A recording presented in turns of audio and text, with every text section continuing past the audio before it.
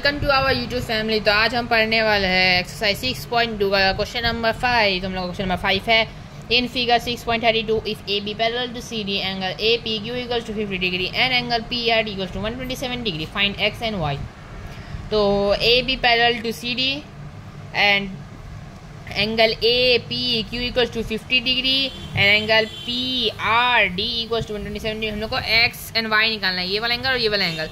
तो solution given in the figure A B parallel to C D angle A P Q equals to 50 degree angle P R D equals to 127 degree to find X and Y. Now angle A P Q equals to X, alternative interior angles, therefore A P Q और X ये दो parallel side है और बीच में transfer है, इसलिए ये दोनों अल्टरनेट इंटीरियर एंगल हो गया, जिस वजह से एक्स इक्वल्स टू 50 हो गया।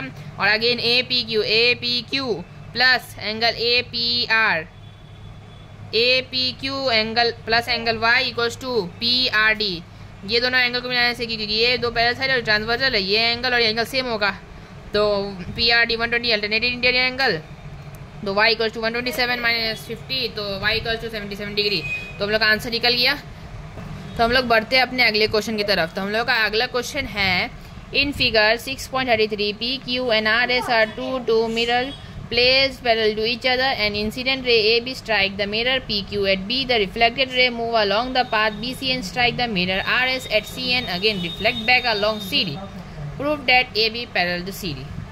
मतलब PQ RS पैरेलल है, एक इंसिडेंट रे है जो मिरर को स्ट्राइक कर रहा है, वो भी AB एक इंसिडेंट रे है जो स्ट्राइक कर रहा है मिरर को, वो भी PQ को कहाँ B पे, और फिर रिफ्लेक्ट हो रहा है BC पाथ पे, जो आगे जाके RS मिरर को ये स्ट्राइक कर रहा है C पे, फिर वो वापस रिफ्लेक्ट बैक होके अलोंग CD चला जाता है। प्रूव करना है हम लोग को कि ये AB जो इंसिडेंट रे और CD रिफ्लेक्टेड रे दोनों पैरेलल है कि नहीं। तो solution given PQ parallel to RS where PQ and RS are two mirrors, the incident ray AB strike the mirror PQ at B, the reflected ray move along path BC and strike the mirror RS at C and again reflect back along CD। To prove A B parallel to CD, construction हम लोग अपनी तरफ से करेंगे कि B M को join कर देंगे और सी एन को ज्वाइन कर देंगे, इसकी वजह से M B parallel to P Q and N C parallel to R S, ये ऐसा हो जाएगा।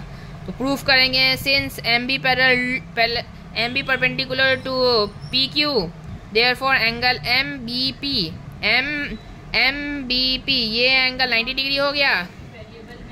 उसके बाद since N C perpendicular to R S, जिसके वजह से N C S angle 90 degree हो गया, तो ये दोनों एंगल 90 डिग्री प्रूव हो गया, जिसके वजह से M B parallel to N C हो गया, since A P Q parallel to R S. तो हम लोग ने लिखा कि A B, since A B is the incident ray और बी सी को रिफ्लेक्टेड रे मान लिया हम लोग ने, ए बी को इंसिडेंट रे और एम बी को नॉर्मल मान लिया हम लोग, नॉर्मल बीच का जो रहता है उसको नॉर्मल बोलते हैं। नॉर्मल मानने के बाद